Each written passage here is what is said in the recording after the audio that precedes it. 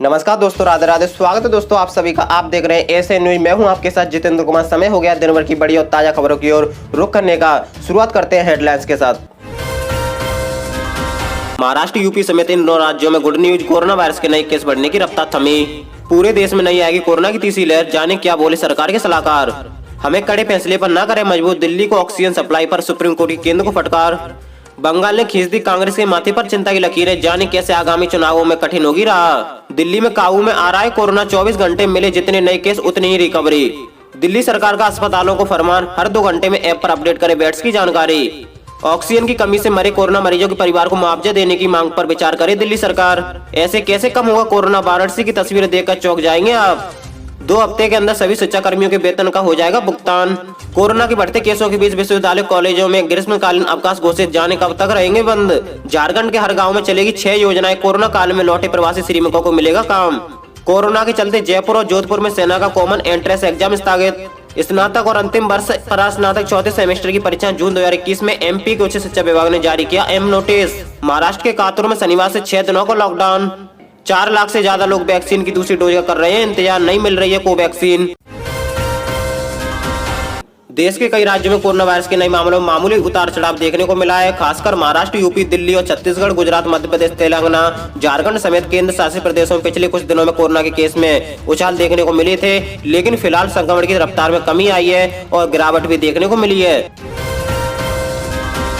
देश में कोरोना की तीसरी लहर आने के बाद कहने वाले केंद्र सरकार के मुख्य वैज्ञानिक सलाहकार के विजय राघवन का कहना है कि ये हर हिस्से में नहीं आएगी। राघवन ने कहा कि यदि जरूरी उपायों को अपनाया गया तो देश के हर हिस्से में कोरोना की तीसरी लहर नहीं आएगी। इससे पहले उन्होंने गुरुवार को कहा था कि देश में कोरोना की तीसरी लहर जरूर आएगी। उनकी इस टिप्पणी के बाद देश में कोरोना खतरा बढ़ने की आशंका जताई जाने लगी थी। इस पर सफाई देते हुए राघवन ने शुक्रवार को कहा कि यदि सावधानी बरती गई तो ये हर जगह पर नहीं आएगी। महामारी के देश के तमाम हिस्सों में अलग अलग पीक देखने को मिले हैं। दिल्ली को ऑक्सीजन सप्लाई को लेकर सुप्रीम कोर्ट ने केंद्र सरकार को नसीहत देते हुए कहा है कि आप हमें कड़े फैसले के लिए मजबूर ना करें। दिल्ली को प्रतिदिन 700 मैट्रिक टन ऑक्सीजन की सप्लाई को लेकर सुप्रीम कोर्ट ने यह बात कही है। दिल्ली सरकार की ओर से अदालत में कहा गया है कि उसके आदेश के बाद भी हर दिन 700 मैट्रिक टन ऑक्सीजन की सप्लाई सुनिश्चित नहीं हो पा रही है। शीर्ष अदालत ने केंद्र सरकार को आदेश दिया है कि उसे हर दिन दिल्ली को 700 मैट्रिक टन ऑक्सीजन की सप्लाई सुनिश्चित करनी होगी। कोर्ट ने कहा कि उसे ये सप्लाई तब तक जारी रखनी होगी जब तक कि आदेश की समीक्षा नहीं होती है या कोई बदलाव नहीं होता है। विधानसभा चुनाव में कांग्रेस कोई करिश्मा नहीं दिखा पाई। तमिलनाडु को छोड़कर बाकी सभी प्रदेशों में पार्टी अपना पुराना प्रदर्शन दोहराने में नाकाम रही। पश्चिम बंगाल में कांग्रेस मुख्य विपक्षी दल थी, पर रुतबा तो दूर पार्टी खाता तक नहीं खोल पाई। ऐसे में इस हार का खामियाजा कांग्रेस को अगले साल होने वाले 6 राज्यों के विधानसभा चुनाव में भी उठाना पड़ सकता है। दिल्ली में कोरोना संक्रमण का ग्राफ अब धीरे धीरे नीचे आने लगा है। आज जहां 19 से अधिक संक्रमितों की पुष्टि हुई है, वहीं इतने ही मरीज ठीक भी हुए हैं। हालांकि मौत का आंकड़ा थोड़ा बढ़ गया है। अब पॉजिटिव दर 24.92% आ गया है।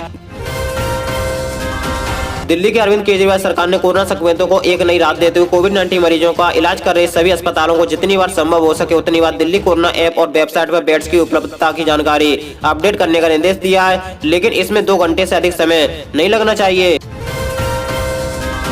दिल्ली हाईकोर्ट ने शुक्रवार को आम आदमी पार्टी सरकार से ऑक्सीजन की कमी से मारे गए कोरोना संक्रमित मरीजों के परिवारों को मुआवजा देने की मांग पर विचार करने को कहा है। हाईकोर्ट ने सरकार को इस मांग को लेकर दाखिल जनहित याचिका को बतौर प्रतिवेदन स्वीकार करने उस पर निर्णय लेने को कहा है।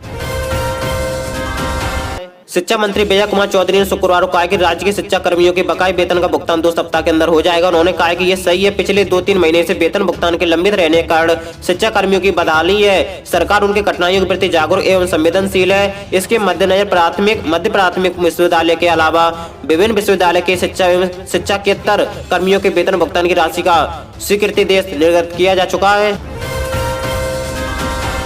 कोविड की घातक लहर को देखते हुए उच्च शिक्षा विभाग ने सरकारी विश्वविद्यालय कॉलेज में 7 मई से 12 जून तक ग्रीष्मकालीन अवकाश घोषित कर दिया है। कॉलेज अप्रैल तीसरे सप्ताह से ही बंद चल रहे हैं। कोविड संक्रमण रोकने के लिए सरकार पहले से विश्वविद्यालय कॉलेजों में बंदी लागू कर चुकी थी। अब उच्च शिक्षा विभाग ने जल्द हालत काबू में न होते हुए अभी से ग्रीष्मकालीन अवकाश को भी घोषित कर दिया है।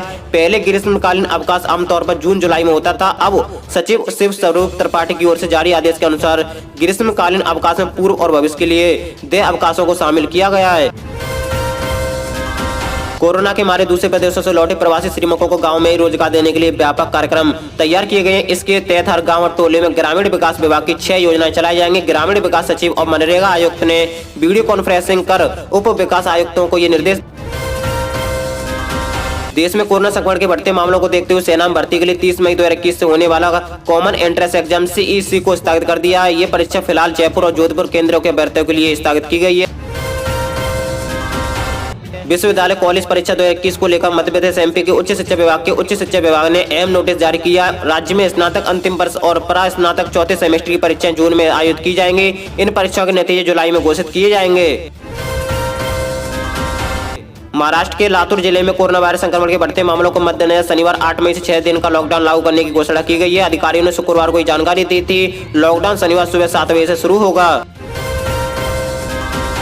कोरोना वायरस की दूसरी लहर में ऑक्सीजन की कमी की वजह से केंद्र और राज्य सरकारें कई बार आमने सामने आ चुकी हैं। कुछ राज्यों को ऑक्सीजन की पर्याप्त मात्रा में सप्लाई आवंटित करने के लिए कोर्ट तक सुनवाई चली थी। दिल्ली से लेकर महाराष्ट्र तक की सरकारें ऑक्सीजन की सप्लाई बढ़ाने की अपील कर रही है। महाराष्ट्र सरकार ने शुक्रवार को केंद्र में अपील की है कि उनके राज्य के लिए रोजाना 1700 मेट्रिक टन ऑक्सीजन की आपूर्ति की जाए। साथ ही सरकार ने यह भी कहा है कि अभी राज्य में 4 लाख से ज्यादा ऐसे लोग हैं जो वैक्सीन की दूसरी डोज के लिए इंतजार कर रहे हैं।